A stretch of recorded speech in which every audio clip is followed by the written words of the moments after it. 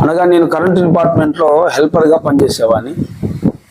హెల్పర్గా పనిచేస్తున్నటువంటి క్రమంలో మందిరానికి వెళుతూ క్రమంగా మందిరానికి వెళ్తూ నా షాప్ నేను చూసుకుంటూ ఇటు కరెంట్ డిపార్ట్మెంట్లో హెల్పర్గా పనిచేస్తున్న క్రమంలో దేవుడు తన పరిచర్య కొరకు నన్ను పిలిచాడు. ప్రవచనం ద్వారా నాతో మాట్లాడినప్పుడు నేను పెద్దగా దాన్ని పట్టించుకోలేదు.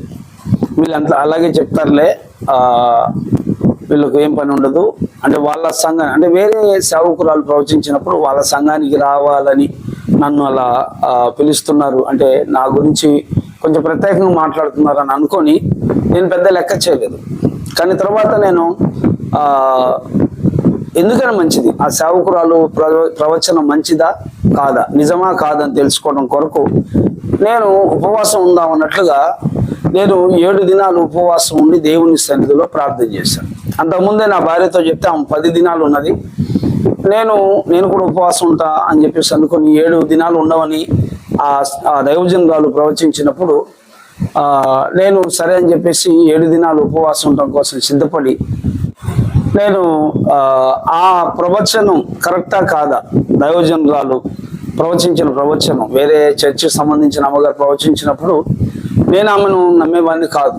సరే ఆమె కోసమైనా అసలు నిజమా కాదా చూద్దాము, 7 దినాలు ఉపవాసం అన్నారు కదా ఉందామని చెప్పేసి నేను మందిరం దగ్గర మా ఆత్మీయ తండ్రి పాస్టర్ యోహానయ్య గారి సమక్షంలో వారి దగ్గర ఉంటూ ఆ మందిరంలోనే 7 దినాలు ఉపవాసం ఉండి ప్రార్థన చేయాలని నిర్ణయించుకొని నా షాపు వ్యాపారాలు అన్నీ బంద్ చేసి నేను చర్చి దగ్గరనే నేను ఉపవాసం 7 దినాలు ఉపవాసం ఉండడానికి తీర్మానం చేసుకున్నాను.